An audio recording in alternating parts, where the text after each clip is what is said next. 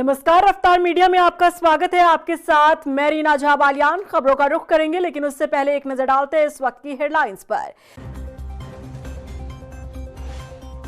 गैरसैंण में सत्र के 5वें दिन स्वास्थ्य और भ्रष्टाचार के मुद्दे पर हुई चर्चा। विपक्ष ने स्वास्थ्य सेवाओं की बहाली पर उठाए सवाल। भ्रष्टाचार के मुद्दे पर भी कांग्रेस के निशाने पर रही सरकार।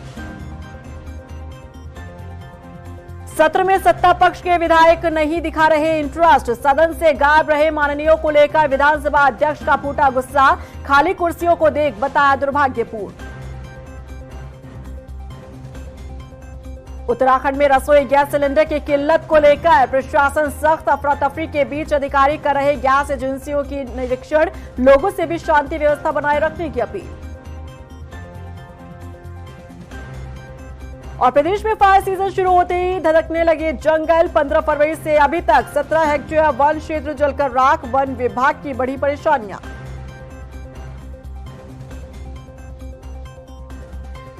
और चलिए अब बुलेटिन की शुरुआत कर लेते हैं। गैरसैंण में विधानसभा सत्र के 5वें दिन स्वास्थ्य, आपदा और भ्रष्टाचार के मुद्दे पर चर्चा हुई। विपक्षी विधायकों ने नियम 58 के तहत विपक्ष ने स्वास्थ्य सेवाओं का मुद्दा उठाते हुए सरकार पर निशाना साधा। उन्होंने कहा कि दूर दराज के इलाकों में स्वास्थ्य सेवाएं पूरी तरह से ठप पड़ी हैं।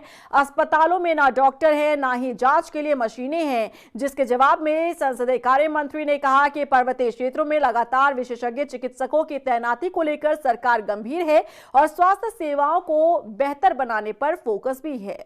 जो सारी विसंगतियां और जो परेशानियां लोगों को, देखिए हर दिन के अखबारों में हम देखते, मैंने यही शब्द वहां इस्तेमाल करे कि चाहे हमारी गर्भवती महिलाएं हों, चाहे कोई गंभीर किसी को बीमारी पहाड़ में हो जाए, सीधे सब लोग कुमाऊं के हल्द्वानी रेफर होते हैं, गढ़वाल के श्रीनगर या ऋषिकेश रेफर होते हैं। फिर उसके आगे और संकट उनको आता है क्योंकि मशीन नहीं है या कैथ लैब नहीं है। हल्द्वानी के सुशीला तिवारी में कैथ लैब नहीं, कुमाऊं में कहीं कैथ लैब किसी सरकारी उसमें नहीं है। कितने लोगों की जान जा चुकी है इस विषय में। और सरकार क्या गंभीरता से कार्य कर रही है कि पिछले 2 वर्षों से मैं स्वास्थ्य मंत्री जी का सुन रहा हूँ कि गतिमान है कैथ लैब की बनने की प्रक्रिया हल्द्वानी में। तो अब आज आश्वस्त करा गया है कि 3 महीने में बन जाएगी, तैयार हो जाएगी, चालू हो जाएगी। तो उसके लिए रुके। और बाकी बहुत सारी दिक्कतें आयुष्मान कार्ड में, जो गरीब आदमी जाता है, जांचों का पैसा अतिरिक्त देना उसे पड़ता है। आयुष्मान में जो जा रहा है वो गरीब से गरीब जा रहा है। 25,000, 30,000, 50,000 कहाँ से देगा? तो उसको भी उसमें सम्मिलित करने की मांग करी। अब देखिए सरकार क्या करती है। देखिए बहुत स्पष्ट जवाब दिया गया और स्पष्ट रूप से इस बात को स्वीकार किया गया कि हमारे राज्य में स्पेशलिस्ट डॉक्टर की कमी है और हम लोगों ने इसीलिए इंसेंटिव्स भी दिए हैं। 60 से 65 कर दी गई है स्पेशलिस्ट डॉक्टर की रिटायरमेंट की एज, ताकि और कमी ना हो। इसके अलावा जो हमारे पर्वतीय क्षेत्रों में पोस्टिंग में 50% अतिरिक्त उसको सैलरी देने का काम कर रहे हैं ताकि ज़्यादा से ज़्यादा लोग विशेषज्ञ के डॉक्टर पब्लिक पर्वतीय क्षेत्र पहुँचे। इसके साथ साथ जो हमारे प्रांतीय स्वास्थ्य सेवाओं में जो डॉक्टर काम कर रहे हैं उनको बहुत आसानी से अनुमति दी जा रही है पीजी करने के लिए, ताकि हमारा यहाँ रहते हुए उसको पीजी करने का अवसर मिले तो हमें विशेषज्ञ डॉक्टर उपलब्ध हो जाएं। और विशेषज्ञ डॉक्टरों को जिस तरह से 17 से लेकर आज तक नियुक्तियां की गई हैं, जिस तरह डॉक्टर्स की नियुक्तियां की गई हैं, 2017 से पहले जितने डॉक्टर्स हुआ करते थे पूरे राज्य के अंदर उससे दुगना डॉक्टर हम लोगों ने पिछले 8-9 सालों में नियुक्त करने का काम किया। तो देखिए ये डॉक्टर एक ऐसी चीज है जिसमें आपको विशेषज्ञ चाहिए। वहीं सत्र के दौरान नियम 58 में भ्रष्टाचार के मुद्दे पर भी विपक्ष ने सरकार को जमकर घेरने का काम किया। नेता प्रतिपक्ष यशपाल आर्य ने कहा कि बीजेपी राज में प्रदेश के भीतर भ्रष्टाचार की जड़ें लगातार मजबूत होती जा रही हैं। उन्होंने भर्ती परीक्षाओं में घोटाला, योजनाओं में घोटाले, स्मार्ट सिटी के कार्यों में धांधली के गंभीर आरोप लगाए। वहीं उप नेता प्रतिपक्ष भुवन कापड़ी ने भी कैग रिपोर्ट का हवाला देते हुए कहा कि जीरो टॉलरेंस का नारा देने वाली सरकार भ्रष्टाचार में लिप्त है। बीजेपी विधायकों का सत्र से इंटरेस्ट खत्म होता जा रहा है। ना तो वो पहाड़ चढ़ना चाहते हैं और ना ही विधानसभा भवन में बैठकर सत्र को अटेंड करना चाहते हैं। और ऐसा हम नहीं कह रहे हैं, बल्कि गैरसैंण में चल रहे सत्र के दौरान की तस्वीरें सामने आई हैं, जहां सदन से बीजेपी के विधायक गायब रहे। खाली पड़ी कुर्सियों को देखकर विधानसभा अध्यक्ष रितु खंडूड़ी का गुस्सा फूट पड़ा। देखिए रिपोर्ट। सत्ता पक्ष के विधायकों का सत्र में नहीं इंटरेस्ट। बीजेपी विधायक सदन से गायब। खाली पड़ी कुर्सियों पर फूटा विधानसभा अध्यक्ष का गुस्सा। रितु खंडूड़ी ने बताया दुर्भाग्यपूर्ण। कितनी हैरानी की बात है, सत्ता पक्ष के विधायक जिन्हें सत्र के दौरान अपने क्षेत्र की जनता की आवाज सदन के भीतर उठानी चाहिए, वही विधायक सदन से गायब रहे। सत्र के दौरान विपक्ष के तो सभी विधायक विधानसभा में मौजूद थे, लेकिन सत्ता पक्ष के विधायकों की कुर्सियां खाली पड़ी थी। ये तस्वीर देखिए, सदन के भीतर से आई ये तस्वीरें गवाही दे रही हैं कि सत्ता पक्ष के विधायकों का इंटरेस्ट सत्र से खत्म होता जा रहा है। बीजेपी के विधायकों की सत्र में कोई दिलचस्पी ही नहीं रह गई। तभी तो सत्र के दौरान सदन में विपक्ष के विधायक तो मौजूद थे, विधानसभा अध्यक्ष भी मौजूद थे, लेकिन बीजेपी के विधायक सदन से नदारद रहे। सत्ता पक्ष के विधायकों की खाली पड़ी कुर्सियों को देखते हुए विधानसभा अध्यक्ष रितु खंडूड़ी का गुस्सा फूट पड़ा और उन्होंने इसे दुर्भाग्यपूर्ण बताया। संसदीय कार्य मंत्री जी, एक तो आप ये देख लीजिए, सुनिश्चित करिए, माननीय संसदीय कार्य मंत्री जी, सुनिश्चित करिए, कल भी यही स्थिति थी। जब मैं 3:15 बजे यहाँ पहुंची, हमारी तरफ पक्ष की तरफ कोई नहीं था, इधर सब लोग बैठे थे विपक्ष में और पक्ष में कोई नहीं था। ये बिल्कुल बहुत ही दुर्भाग्यपूर्ण है। मैं खेद प्रकट करता हूँ, खेद प्रकट करता हूँ। नहीं, ये तो बहुत ही दुर्भाग्यपूर्ण है कि विधायक 3 बजे का समय दिया है और अभी यहाँ पे विधायक पहुंचे नहीं है। अल्पमत में सरकार मस्त अल्पमत में। इस मामले को लेकर जब संसदीय कार्य मंत्री सुबोध उनियाल से सवाल पूछा गया तो उन्होंने संगठन की वर्चुअल मीटिंग से जुड़कर इस पर सफाई पेश कर दी। मैंने भी खेद प्रकट किया था। देखिए, कल वो कहीं ना कहीं कोई कंफ्यूजन हुआ और संगठन ने कोई वर्चुअल मीटिंग रख दी थी, जबकि होना ये चाहिए था कि सदन के दौरान वर्चुअल मीटिंग का आयोजन नहीं करना चाहिए था। तो संगठन के प्रति एक सम्मान रखते हुए सदस्य वर्चुअल मीटिंग में रह गए, लेकिन समय रहते हुए सबको समझ लिया गया। वहीं बीजेपी के विधायक भी इस मुद्दे पर जवाब देने में फंसते नजर आए। भारतीय जनता पार्टी के बहुत अच्छी संख्या में सदस्य हर समय सदन में मौजूद रहते हैं, ठीक है, तो उसमें कोई ऐसा हो नहीं है। और 0 आवर में चूंकि मैक्सिमम 0 आवर एक प्रकार से विपक्ष का ही होता है, एक 300 की नोटिस के अलावा और कोई होता नहीं है, इसलिए उनका पार्टिसिपेशन उसमें नहीं के बराबर होता है। तो इस नाते थोड़े से लंच आवर्स के बाद थोड़े देर से आते होंगे कुछ माननीय सदस्य। कांग्रेस के विधायक काजी निजामुद्दीन ने सत्ता पक्ष के विधायकों पर निशाना साधते हुए कहा कि टॉपिक चाहे हमसे जुड़ा हो या ना हो, सदन में सभी विधायकों की मौजूदगी जरूरी होती है। सदन चलाना सत्ता की ट्रेजरी बेंचेस की सरकार की जिम्मेदारी है और मैं मानता हूं कि उनको हम मुस्तैदी के साथ यहाँ बैठे हैं। हमारे किसी निजी रूप से, अगर विधायक के रूप से मेरे टॉपिक्स नहीं भी हैं तो भी हम लोग वहाँ बैठे हैं। और ये भी नहीं कि भाई लगातार बैठा रहे कोई आदमी, लेकिन एक बड़ी उपस्थिति ट्रेजरी बेंचेस की वहाँ रहनी चाहिए। कितनी हैरानी की बात है कि जो बीजेपी के विधायक विपक्ष पर सत्र को नहीं चलने देने का आरोप लगा रहे थे, वही सत्ता पक्ष के विधायक सदन से नदारद रहे। विधानसभा अध्यक्ष रितु खंडूड़ी सदन के भीतर उनका इंतजार करती रही और बीजेपी के विधायकों की कुर्सियां खाली पड़ी रही। रफ्तार मीडिया के लिए गैरसैंण से अशोक कुमार के साथ देहरादून से ब्यूरो रिपोर्ट। वहीं सदन में सरकार ने अल्मोड़ा में लैंग्वेज ट्रेनिंग सेंटर खोलने की घोषणा की है। राज्य सरकार ने साल 2023 से मुख्यमंत्री कौशल उन्नयन एवं वैश्विक रोजगार योजना के तहत देहरादून में पहला लैंग्वेज ट्रेनिंग सेंटर खोला था, जिसमें अलग अलग भाषाओं का बच्चों को प्रशिक्षण दिया जा रहा है और यहीं से उनकी नौकरी की व्यवस्था की जा रही है।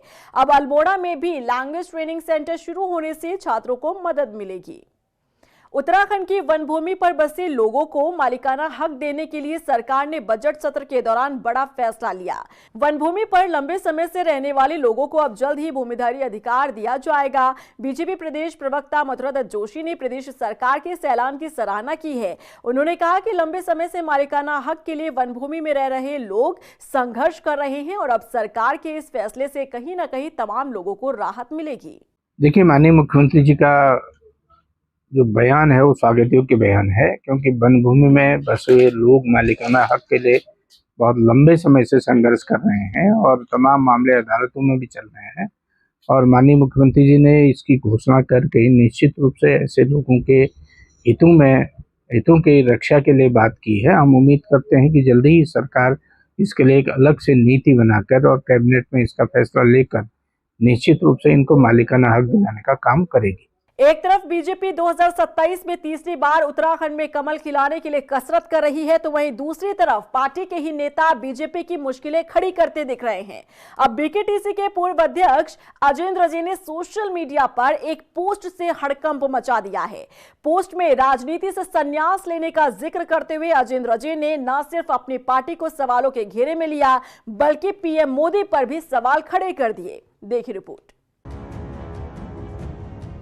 बीकेटीसी के पूर्व अध्यक्ष के पोस्ट से भूचाल, अजेंद्र जी के सोशल मीडिया पोस्ट से बवाल, बीजेपी पर उठाए सवाल, पीएम मोदी का भी नहीं रखा ख्याल। बीकेटीसी के पूर्व अध्यक्ष अजेंद्र जी एक बार फिर चर्चाओं में आ गए हैं। चर्चाओं की वजह है उनका सोशल मीडिया पोस्ट, जिसमें उन्होंने राजनीति से संन्यास लेने का जिक्र किया है और इसी के साथ उन्होंने पीएम मोदी पर भी सवाल खड़े कर दिए हैं। अजेंद्र जी के इस पोस्ट के अब सियासी मायने निकाले जा रहे हैं। इसे अजेंद्र जी की नाराजगी से जोड़कर देखा जा रहा है और सियासी गलियारों में चर्चा होने लगी है कि क्या ये अजेंद्र जी की टीस है या फिर कुछ और। पहले आप ये पोस्ट देखिए। अजेंद्र जी ने सोशल मीडिया पर लिखा कि उत्तराखंड में वर्तमान में जिस प्रकार का राजनीतिक परिदृश्य देखने को मिल रहा है, उससे राजनीति के प्रति मोहभंग सा होता जा रहा है। मोदी जी ने कहा था कि तीसरा दशक उत्तराखंड का होगा। नरेंद्र मोदी जी, तीसरा दशक ऐसा होगा हम जैसे कार्यकर्ताओं और देवभूमि की जनता ने कभी कल्पना भी नहीं की थी। अब अजेंद्र जी किस और इशारा करना चाहते हैं ये तो वही भली भांति समझ सकते हैं, लेकिन जिस तरह से उन्होंने अपनी पीड़ा व्यक्त की है और राजनीति से संन्यास लेने की बात कही है, उसने कई कयासों को जन्म दे दिया है और इस पोस्ट से भी ये संकेत मिल रहे हैं कि उत्तराखंड बीजेपी में सब कुछ ठीक ठाक नहीं चल रहा है। पहले से ही एक धड़ा सरकार के अगेंस्ट बयानबाजी करता आ रहा है, बात चाहे त्रिवेंद्र सिंह रावत की करे या फिर अरविंद पांडे की, और अब अजेंद्र अजय का यूं पोस्ट करना बहुत कुछ बयां कर रहा है और इसके साथ ही ये संकेत भी दे रहा है कि प्रदेश संगठन के हाथ से बात अब बहुत आगे निकल चुकी है। जो बीजेपी 2027 की राह को आसान मानकर चल रही थी, 27 में फिर से सत्ता की कुर्सी पर आराम से बैठने का सपना संजो रही थी, अब अपनों ने ही पार्टी के नेताओं की नींदें उड़ा दी है। कभी पार्टी विरोधी बयान तो कभी पोस्ट बीजेपी की मुश्किलें बढ़ाते दिख रहे हैं। ऐसे में सवाल है कि क्या बीजेपी को आत्ममंथन करने की जरूरत है, क्योंकि पुराने कार्यकर्ता और नेता जब सार्वजनिक तौर पर इस तरह से अपना दर्द बयां करने लगे तो समझा जा सकता है कि स्थिति कितनी दयनीय हो चुकी है। फिलहाल बीकेटीसी के पूर्व अध्यक्ष अजेंद्र जी की सोशल मीडिया पोस्ट ने उत्तराखंड में सियासी भूचाल ला दिया है। रफ्तार मीडिया के लिए देहरादून से ब्यूरो रिपोर्ट। उत्तराखंड बीजेपी के लिए 2027 के विधानसभा चुनाव से पहले हालात लगातार बिगड़ते जा रहे हैं। राज्य के बड़े नेताओं से बात जब नहीं संभली तो बात दिल्ली दरबार तक जा पहुंची। वहां भी कोई हल नहीं निकला, फिर भी बीजेपी के सियासी चाणक्य कहे जाने वाले अमित शाह को आना पड़ा, लेकिन लगता है कि उनसे भी बात संभली नहीं। हम ऐसा क्यों कह रहे हैं, इस रिपोर्ट से समझिए। उत्तराखंड बीजेपी एक तरफ लगातार तीसरी बार राज्य की सत्ता में वापसी का ख्वाब देख रही है, तो दूसरी तरफ संगठन का अपना ही कुनबा असंतोष की गहरी खाई में फंसता जा रहा है। उत्तराखंड बीजेपी में फैलता असंतोष इस कदर पैर पसार चुका है कि पार्टी के पुराने नेता भी खुद को संभाल नहीं पा रहे हैं और पार्टी छोड़ने का ऐलान सोशल मीडिया पर कर रहे हैं। हाल ही में बद्री केदार मंदिर समिति के पूर्व अध्यक्ष और बीजेपी नेता ने अपनी सोशल मीडिया पोस्ट में कुछ ऐसा लिख दिया जिसने समूची बीजेपी को सवालों के घेरे में खड़ा कर दिया है।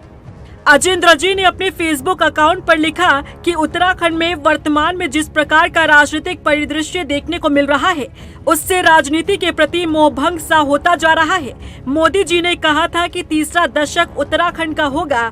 नरेंद्र मोदी जी, तीसरा दशक ऐसा होगा हम जैसे कार्यकर्ताओं और देवभूमि की जनता ने कभी कल्पना भी नहीं की थी। छात्र जीवन से राष्ट्रवाद और सनातन के प्रति अगाध आस्था, विश्वास और समर्पण के कारण कई बार कई आरोप भी झेले। इन आरोपों से कभी व्यथित नहीं हुआ। व्यथित होने की परिस्थितियां तब उत्पन्न हो रही हैं जब हम विपरीत कार्यों के साथ दिखाई पड़ रहे हैं और उनके प्रति हमारा मौन समर्थन प्रकट हो रहा है। ऐसी परिस्थितियों में राजनीतिक जीवन से संन्यास लेने के अतिरिक्त कोई अन्य विकल्प नहीं दिखाई पड़ता। अजेंद्र अजय की ये पोस्ट बीजेपी में चल रहे अंदरूनी घमासान की खुली गवाही है। आमतौर पर अजेंद्र अजय पूर्व मुख्यमंत्री त्रिवेंद्र सिंह रावत के करीबी माने जाते हैं। जो खबरें हैं वो बताती हैं कि बीजेपी में मौजूदा दौर में गुटबाजी न सिर्फ चरम पर है, बल्कि हालात अब काबू से बाहर जाने लगे हैं।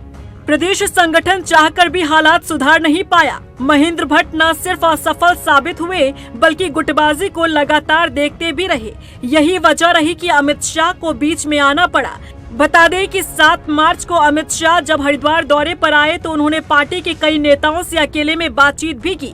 माना जा रहा है कि अमित शाह ने बहुत हद तक उत्तराखंड बीजेपी के नेताओं में चल रहे पावर गेम को बैलेंस करने की कोशिश की, लेकिन अब लग रहा है कि अमित शाह भी फेल साबित हुए। कम से कम अजेंद्र अजय के हालिया कदम तो यही बता रहे हैं। पार्टी का एक धड़ा फिलहाल चुप बैठने को तैयार नहीं है। वो अपना वर्चस्व दिखाने का कोई भी मौका छोड़ना नहीं चाहता। ऐसे में बड़ा सवाल यही है कि जब बात अमित शाह से भी नहीं संभल रही तो आखिर कैसे बीजेपी 27 में सत्ता में वापसी का सपना देख रही है। रफ्तार मीडिया के लिए देहरादून से ब्यूरो रिपोर्ट। वहीं ईरान इजरायल युद्ध के चलते खाड़ी देशों में भारतीय नागरिक भी फंसे हैं, जिसमें उत्तराखंडी भी शामिल है। कैबिनेट मंत्री सौरभ बहुगुणा ने कहा कि मिडिल ईस्ट में हो रहे युद्ध के चलते वहां उत्तराखंड के करीब 20 स्टूडेंट फंसे हुए हैं, जिनसे लगातार बातचीत की जा रही है। उनकी सुरक्षित वापसी के लिए सरकार लगातार उनके संपर्क में है।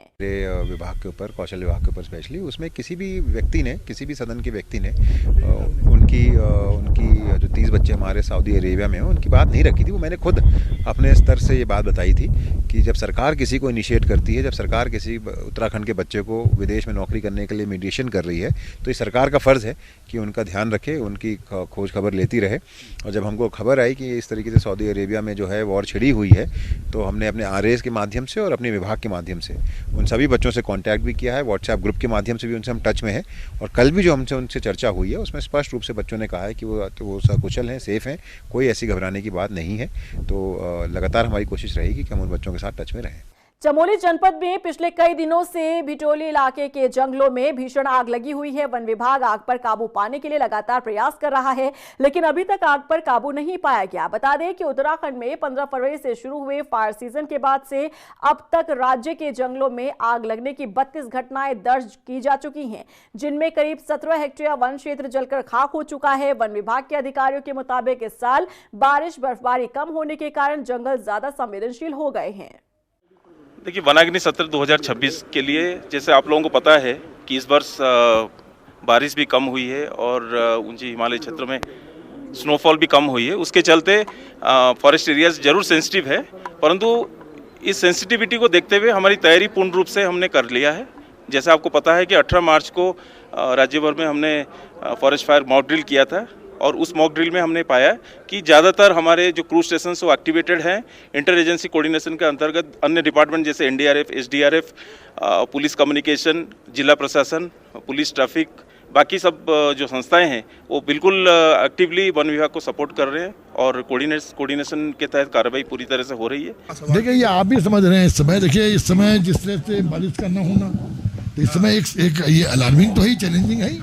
बारिश के न होने से वन भूमि में आग लगने की संभावना, लेकिन इसके लिए हमारे अवेयरनेस कैंप और जनता से लगातार उनके साथ बैठ करके जो वर्कशॉप होती हैं, हर डिवीजन लेवल दरोगा जो हमारा सेक्शन होता है, दरोगा लेवल का जो फॉरेस्टर का, हर सेक्शन पे अवेयरनेस कैंप लाए जाते हैं ताकि जनता की सहभागिता उसमें होती रहे और जो कुछ शरारती तत्व इस तरह का काम करते हैं उनसे बचा जा सके। हल्द्वानी में भी गैस सिलेंडर लेने के लिए लोगों की लंबी लंबी लाइन नजर आ रही है। हालांकि प्रशासन दावा कर रहा है कि जिले में गैस की किसी भी तरह से कोई किल्लत नहीं है।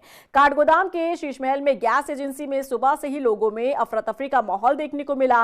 वहीं सूचना मिलने पर SDM प्रमोद कुमार भी मौके पर पहुंचे और उन्होंने गैस आपूर्ति का निरीक्षण किया।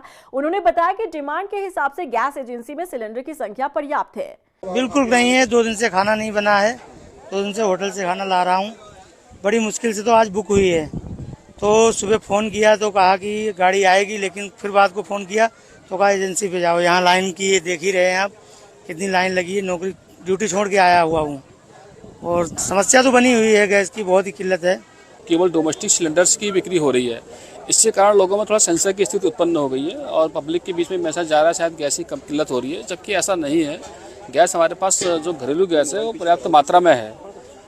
पर्याप्त मात्रा में है। अब चूँकि इधर कुछ दिनों से देखा जा रहा है, जब से इस प्रकार की बातें शुरू हुई हैं, लोग एक संशय की भावना से, घबराहट के मामले में से अपने गैस को जल्दी बनाना चाह रहे हैं।